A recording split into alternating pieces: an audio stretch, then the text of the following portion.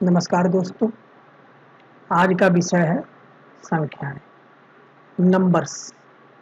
Numbers के बारे में जान लेना आपके लिए बहुत ज़रूरी है। विभिन्न प्रकार के एग्जामिनेशंस में नंबर्स से क्वेश्चंस आते हैं और इनके बिना कोई भी गणित का ज्ञान अधूरा माना जाएगा। So today's topic is numbers, संख्याएं।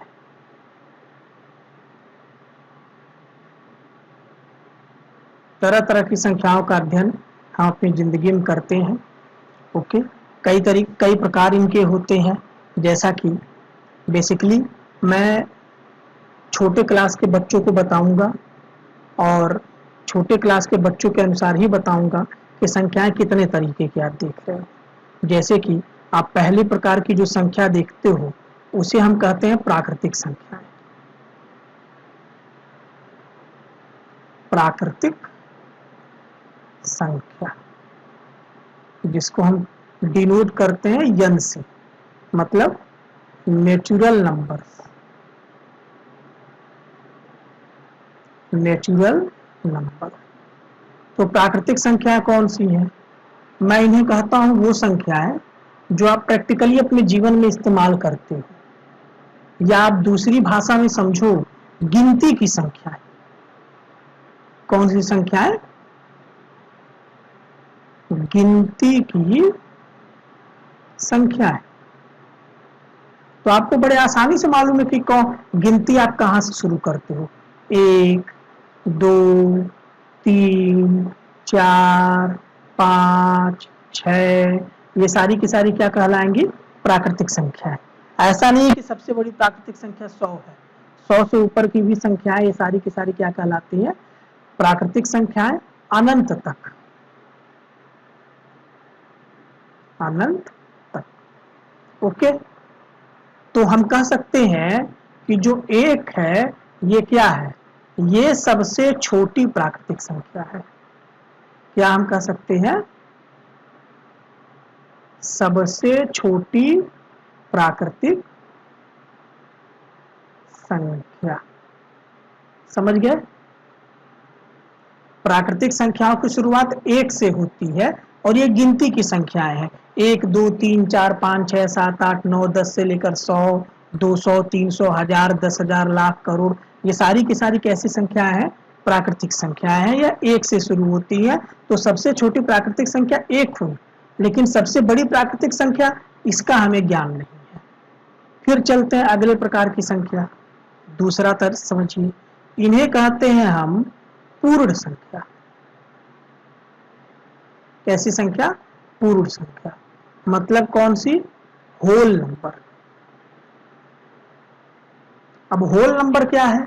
जब आप इन्हीं प्राकृतिक संख्याओं में जीरो जोड़ देते हो, मीन 0, 1, 2, 3, 4, ये सारी की सारी आपकी क्या कहलाती हैं?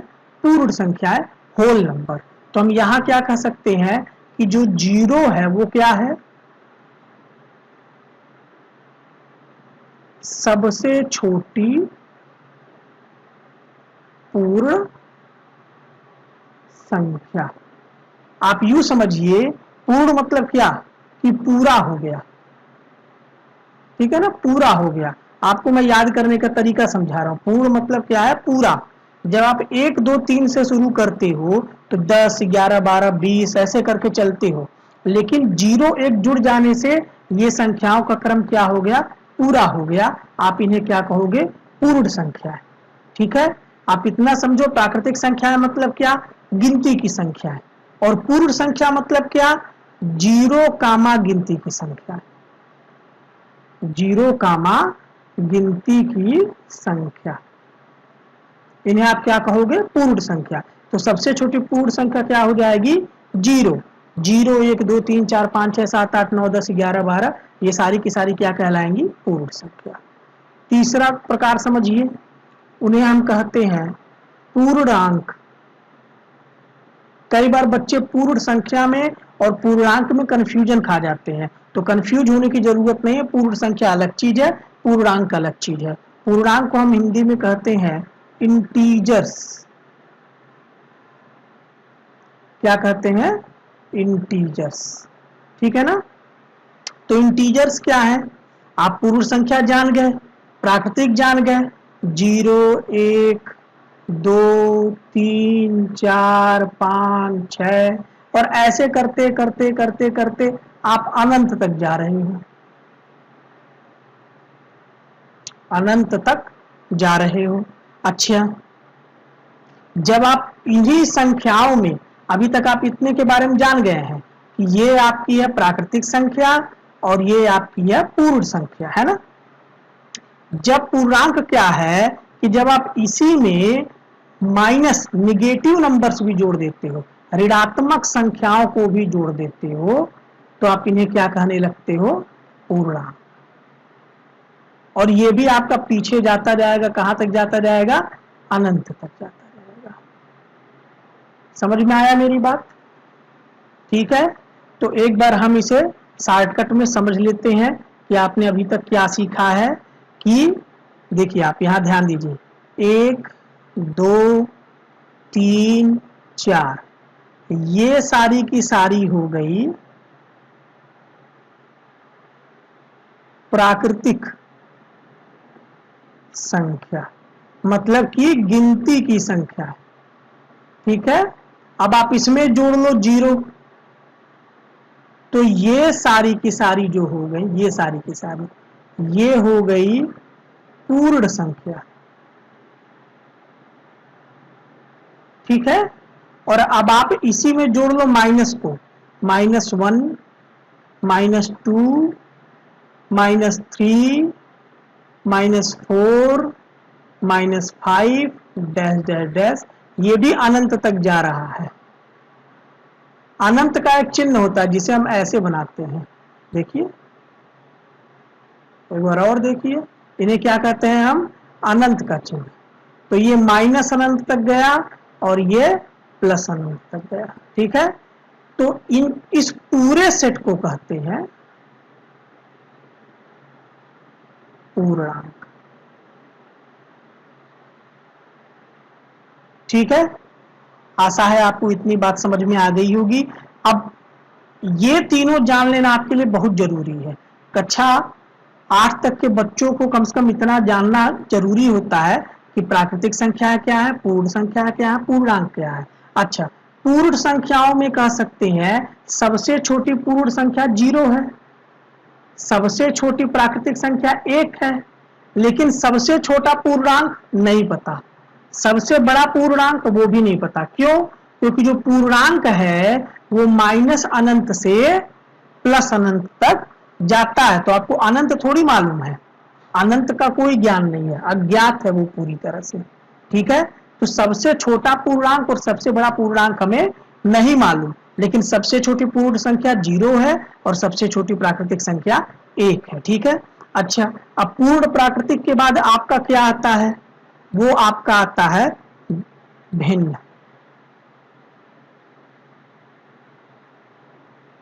भिन्न, ठीक है, जिन्हें हम कहते हैं फ्रैक्शन, या फिर कहीं कहीं इसको कहते हैं रेशनल,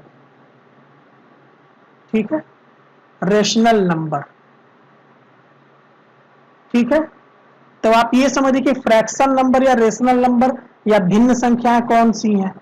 तो भिन्न संख्याओं का मतलब क्या हुआ, वो सारी संख्याएं जिन्हें आप P/Q के रूप में लिख सकते हो, जहां, ये बात याद रखना, जहां वाली बात याद रखना, Q जो है वो 0 के बराबर नहीं होना चाहिए, जो Q है वो 0 के बराबर नहीं होना चाहिए, उन सभी को हम क्या कहते हैं, भिन्न फ्रैक्शन संख्या कहते हैं, ठीक है। जैसे कि 2/3, 1/2, -3/2, -11/20, ये सारी की सारी P/Q में है, जहां नीचे वाला 0 नहीं है, ये सारी की सारी आपकी क्या कहलाएंगी, भिन्न संख्या है। आपको यहाँ एक बात और मैं बता देना चाहूंगा कि आपके जो 2 है, 3 है, 4 है, -3 है, -10 है,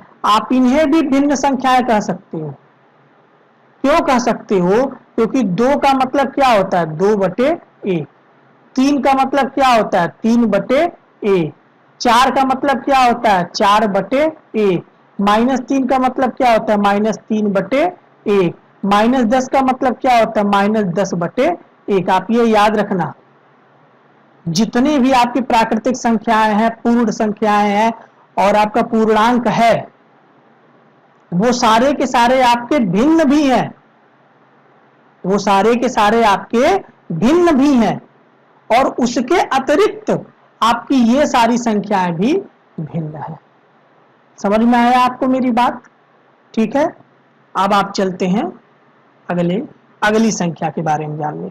अब इसके बाद जो हम बड़ी कक्षाओं में पढ़ते हैं उन्हें हम कहते हैं मिश्रित संख्याएं।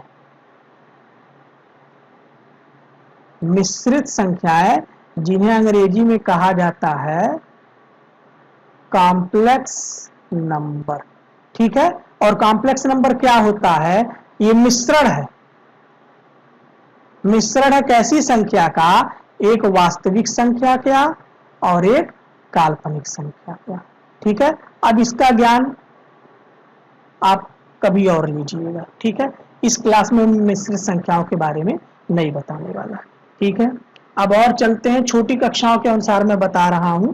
ठीक है, अच्छा, ये जितनी संख्याएं हैं, ठीक है, वो आपके दो तरीके से दो भाग में बटी हुई हैं। हम कह सकते हैं दो तरीके से दो भाग में बटी हुई है। पहला दो तरीका बटता है सम और विषम में, और दूसरा तरीका जो बटता है आपका, वो बटता है भाज्य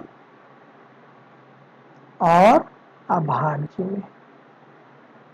ठीक है, सम मतलब क्या हुआ तुम्हारा इवन, विषम मतलब क्या हुआ ऑड, भाज्य मतलब क्या हुआ कंपोजिट, और अभाज्य मतलब क्या हुआ प्राइम। आप इसकी अंग्रेजी एक बार चेक कर लेना, कंपोजिट ही होना चाहिए। सम किसे कहते हैं?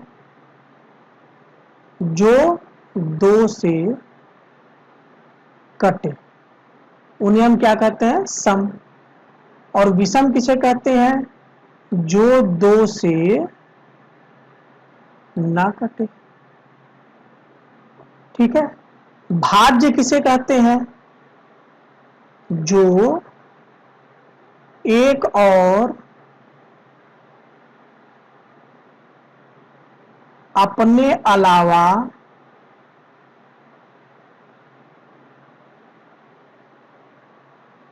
किसी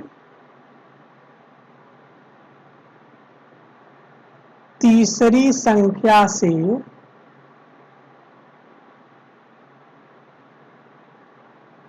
भी कटे। ठीक है, इस बात को ध्यान दीजिएगा कि भाज्य हम किसे कहते हैं। एक बात आप समझिए कि जितनी भी संख्याएं हैं आपके पास, जितनी भी संख्याएं आप पढ़े हैं अभी तक, वो सारी संख्या एक से जरूर कटती हैं। एक से आप सारी संख्याएं काट सकते हो। एक से 100 भी कटता है 100 बार में, एक से 1000 भी कट जाएगा, एक से लाख भी कट जाएगा, एक से 3/2 भी कट जाएगा। सारी संख्याएं एक से कटती हैं। एक और बात है कि सारी संख्याएं खुद से भी कटती हैं। सारी संख्याएं आपकी खुद से भी कटती हैं। ठीक है, जैसे कि आपका 2 है, 2 2 से कटेगा, 4 है, 4 4 से कटेगा, 5 है, 5 5 से कटेगा, 100 है, 100 100 से कटेगा। तो ये कोई नई बात नहीं है, यह कोई नई बात नहीं है। सारी संख्याएं एक और अपने आप से कटती ही हैं, पक्की बात है, एक और अपने आप से कटती ही हैं। लेकिन अगर एक और अपने अलावा किसी तीसरी से भी कट जाए तो उन्हें हम क्या कहते हैं भाज्य संख्याएं। और अभाज्य क्या हुआ? जो सिर्फ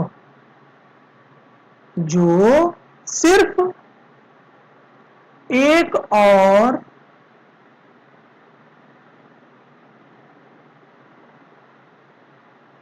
अपने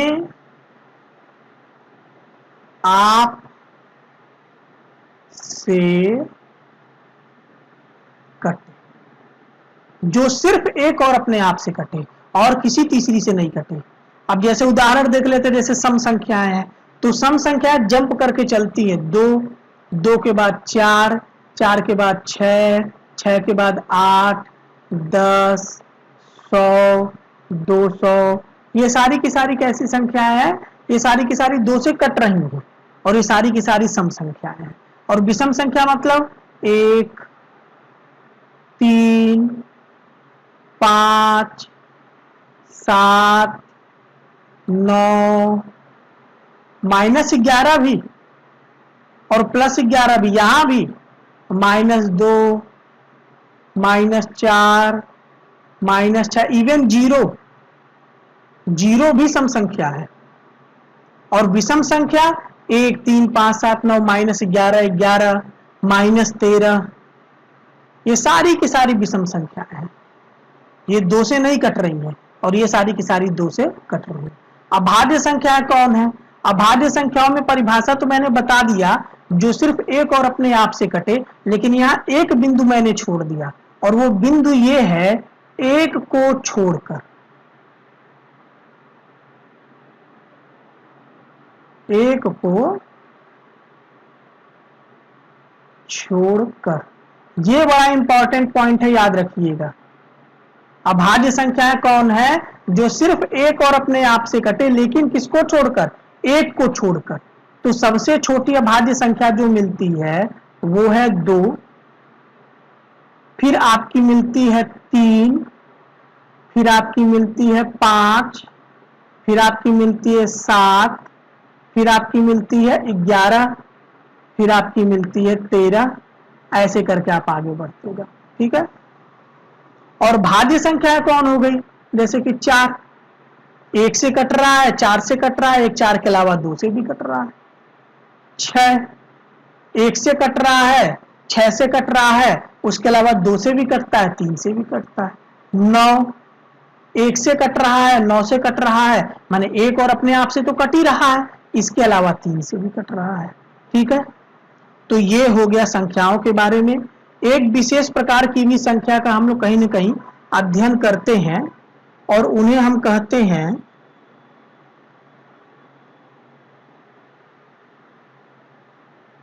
सह अभाज्य संख्या।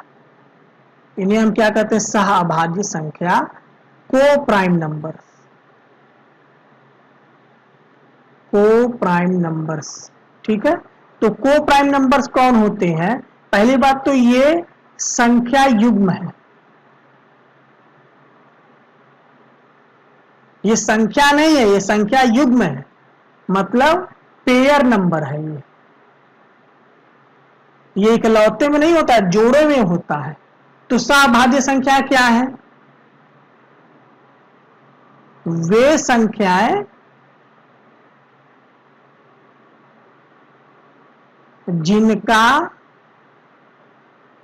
म स प बराबर 1, वे संख्याएं जिनका म स प 1 हो, उन्हें आप क्या कहते हैं? सहअभाज्य संख्या। जैसे कि 2 का म 5, म स प तो आपको निकालने आता है, ये निकाल कर देखिए, 1 आएगा। या फिर आप कह लीजिए 4 का म 7, या फिर कह लीजिए 7 का म 15, है ना। अच्छा, एक बात और उसमें ख्याल करने लायक है कि 2 लगातार संख्याएं, क्रमागत संख्याएं, है ना, क्रमागत संख्याएं, वो सारी की सारी को प्राइम होती है क्योंकि उनका म स प 1 है। जैसे 3 का म 4, 4 का म 5, या आप कोई भी ले लीजिए, लगातार ले लीजिए, 1 2 3 4 5 6 7, कोई भी 2 क्रमागत लीजिए, 1 2 का भी म स प 1, 2 3 का भी म स प 1, 3 4 का भी म स प 1, म स प मतलब HCF, 5 6 का भी म स प 1, 6 7 का भी म स प 1। समझ में आया? वे संख्याएं जिनका मौसप 1 हो उन्हें क्या कहते हैं? सह अभाज्य संख्या। तो ये हो गया संख्या के बारे में। आज की क्लास यही समाप्त होती है। धन्यवाद दोस्तों।